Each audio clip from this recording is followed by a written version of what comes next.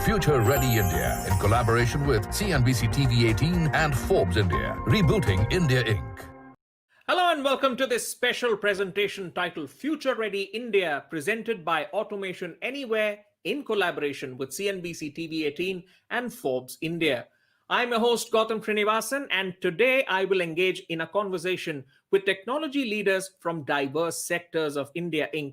on how intelligent automation is transforming the way India works. Well, if data is the new oil in this fourth industrial revolution, how is automation driving us forward? That's the big question.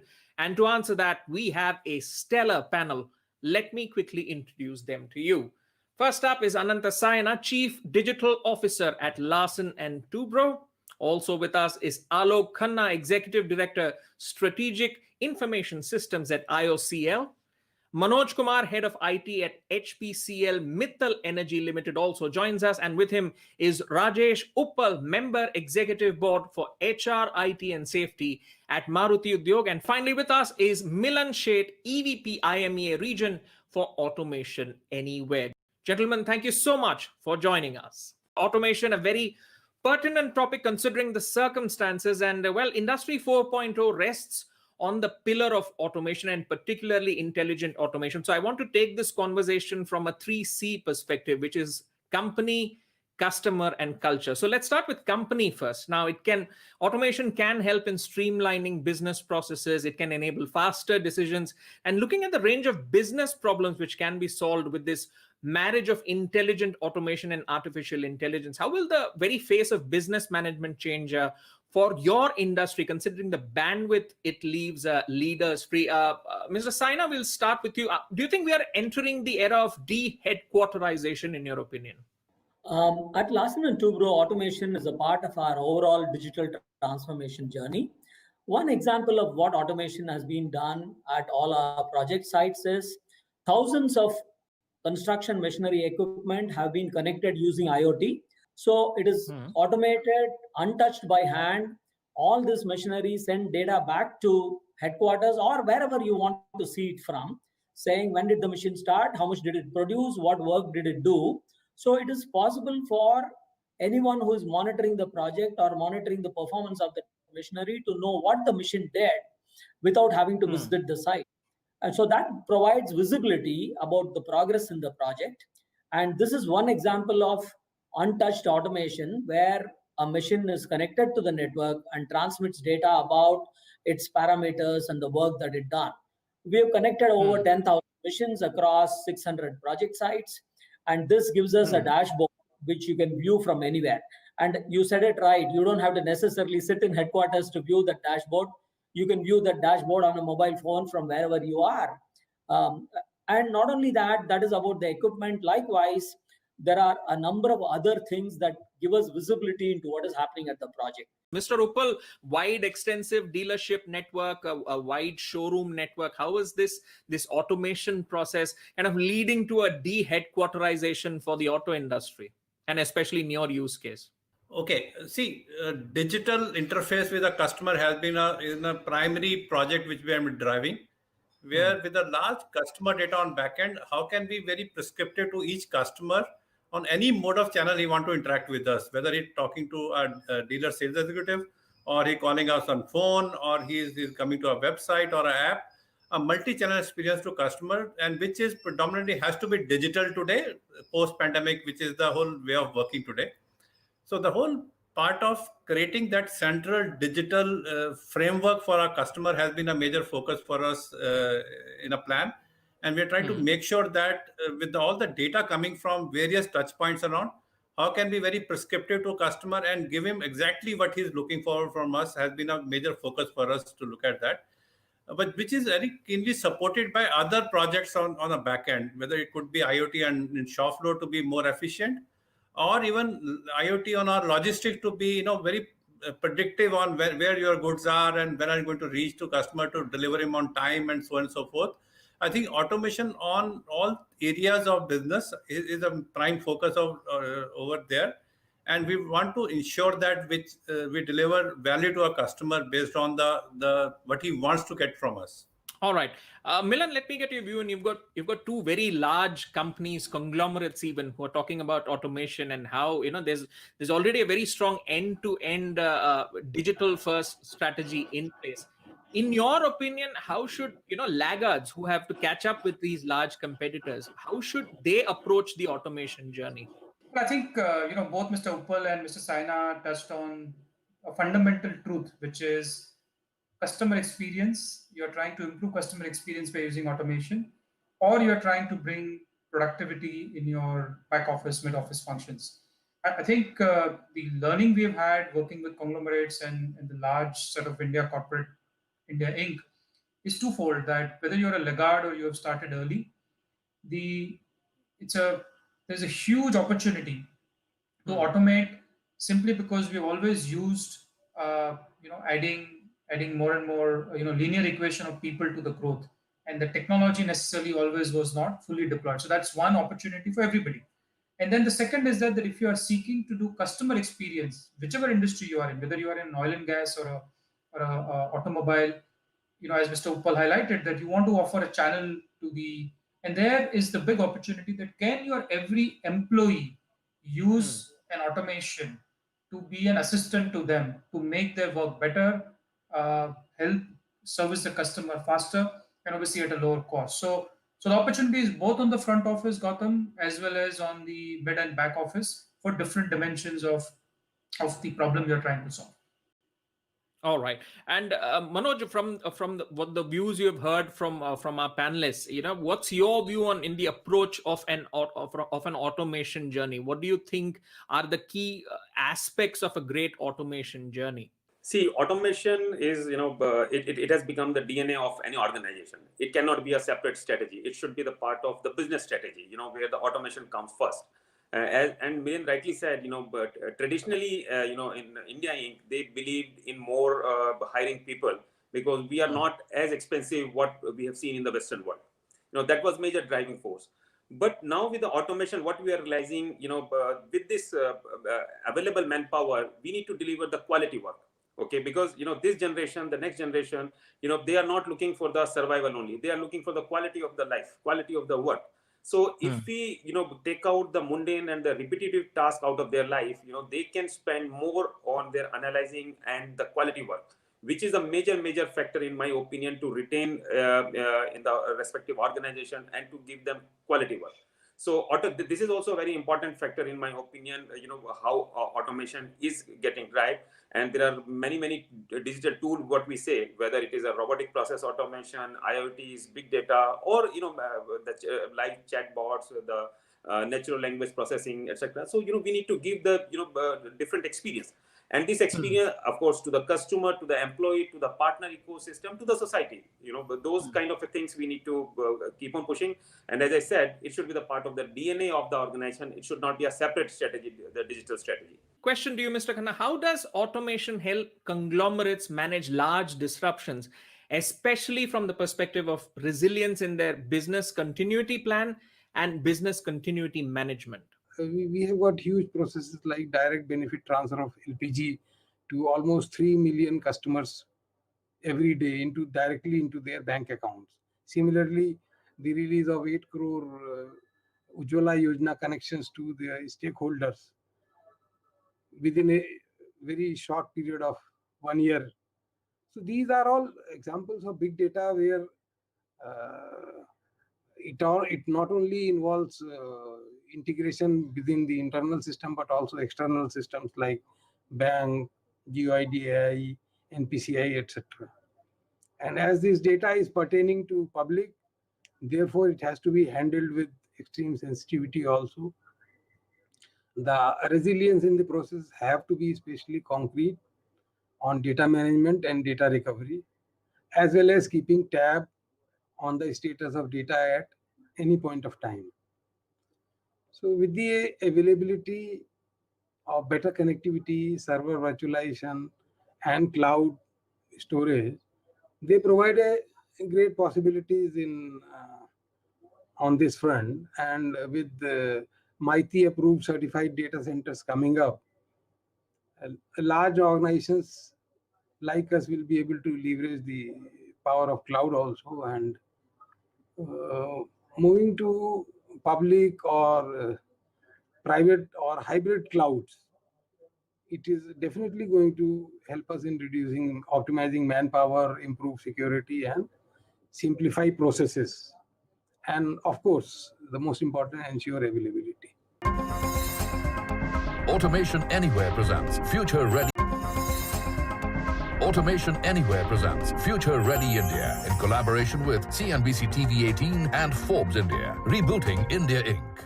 Mr. Saina, how has automation helped L&T deliver better and more nuanced customer experiences? I think in terms of customer experience, automation enables us to get real-time data about the status of the project in real time. And when the customer gets to know where his project is and what is the status through automation, and that's all he needs. Now, if we are executing a large project where, let us say, we are doing either rural electrification projects or an irrigation projects, and the customer, who's in very large cases the government, wants to know what is the status of the project, and you are able to provide visibility of that project, or the status of how far construction has come, and what is the status of the engineering drawings, how much have been approved. Every status visibility in real time enables the conversation to proceed to what can be done next, rather than discovering what is the status. So getting to that stage through digitalization, through a variety of means where you are able to collect information in real time from the factories or the project sites into a dashboard that everybody can see, that enables us to interact better with customers and look at solving problems rather than discussing what is the state of the data or what is the state of the project. Manoj, your view on this? Time to shine for the bots, for the RPA bots, in a more prominent role in the front office. Is that happening to deliver richer customer interactions? What's your view on this? The automation in this pandemic time has played an important role for any office, whether it is a front office, mid office, or the back office. Let's say in HML we started with the back office in finance and HR. We had never thought that in our operations also people would be accept those kind of bots to generate those reports or doing the transaction across different systems. So I think pandemic was the big push, and people have realized the importance when they experience themselves. Let's say this happening in another department, why it can't be in my department? It created a healthy competition to drive for the automation. All right. And Milan, taking this question forward, do you see automation marketplaces where customers from diverse sectors, they can leverage pre-built automations, and that becomes a more popular solution, especially with small and medium companies looking to cut costs? Yeah, I think the large businesses have complexity, and as you rightly said, for them to leverage something ready-made or available on our bot store is difficult. But the smaller enterprises, and I'll take one specific example, the GST filing, and even the government departments. In fact, we've deployed bots on both sides, the Suvidha providers as well as the enterprises which are filing in small and medium enterprises. They've been able to use standard bots, because when you do GST filing, it's a standard filing for above a certain value. So I would say yes, for small and medium basis. I think the second part which I would definitely highlight is the adoption of cloud, which all of us have witnessed, in last probably 6-9 months for small and medium businesses. And again, using bots on cloud gives them that benefit of lowering the cost of operation in per se. So yes, early days. I do hope that as economy revives further, that some of these technologies will be used in an effective and a faster way than probably where the barriers earlier. What are the use cases where automation will have a positive effect on the workflow? But more importantly, how should it balance itself out with the human factor to create a truly effective productivity system for individual employees who all work in unique ways? So I guess the question I want to ask is, how do you determine when process workflows affecting personal productivity are ripe for automation? Mr. Rupal, your view on this? The whole mundane process which is running here and all, where we have a lot of data coming from very different sources around and need to be managed together, whether it is reconciliation, whether it is filing of returns and all those things around, to manage this and all. So the automation really make his life much easier. and also make him more efficient to work on. All whether he's in office or non in office doesn't matter at all, but the whole work is happening over there. So I think the ownership of the people who are able to manage this process very well in their area, I think give them a lot of positivity of work of efficiency, and they manage more time in doing some value add work than really doing a mundane work. So I think motivating people that yes, you are up the curve of your ability to deliver a higher value jobs work than really the routine task. I think that's the positive change of culture which we are trying to bring in the company. Mr. Khanna, as the talent pool widens, how do you ensure automation tools are intuitive and familiar to those who use it? Automation tools need to be simple and made ready for masses instead of to be used by classes. So what I mean to say is that till the time an application is solely in the hand of IT professionals, it will not find very wide use. But the moment it's made simple and non-IT users can also use it as a platform to develop solutions to their problems, it will gain much more acceptance. So the tools, what I feel is primarily they have to be GUI based and user friendly, and they should attract and auto lead the users to executing it easily. I'd like to ask Milan about, we are talking about tools. What is the edge which Automation Anywhere has in the Indian market? It's made in India. It's deeply integrated into the Indian market. Your first customers were Indian. So a lot of factors working for it. But what's that edge which you have? Yeah, I think the India teaches you value selling, and I think one of the biggest learnings in some of the customers who are on the call today, and there are many more other customers have taught us, is that technology in itself will not deliver the benefit. How do you get it adopted? How do you create the ecosystem of training people, getting the implementers to do it through a self model or at a low cost implementation? So that's on the ecosystem side. I think from a technology side, the idea of discovery, it actually came from some of our Indian customers. They said that we want to automate everything, but what to automate, we don't want even that to be done by a bot. So we launched something called as Discovery Bot during the pandemic, where Discovery Bot can sit on your organization systems and identify that these are the processes which you can automate it and can drive efficiency. So I think the way I put India in the scheme of things is it's our biggest customer base is in India. They give us phenomenal ideas, and which we take it back to further improve and develop our product. And second is that just from the value point of view, that we are not selling technology, we are selling productivity, customer experience, or an employee experience. Those are the three definitions which we've learned from our customers in India, and that is how we've been engaging with them to help them kind of scale their digital journey. Ending the discussion on what's next, let's start with Mr. Saina. Where do you think we are heading? What's the future of automation in India? Your quick 20-second take on this. I think automation will become more pervasive.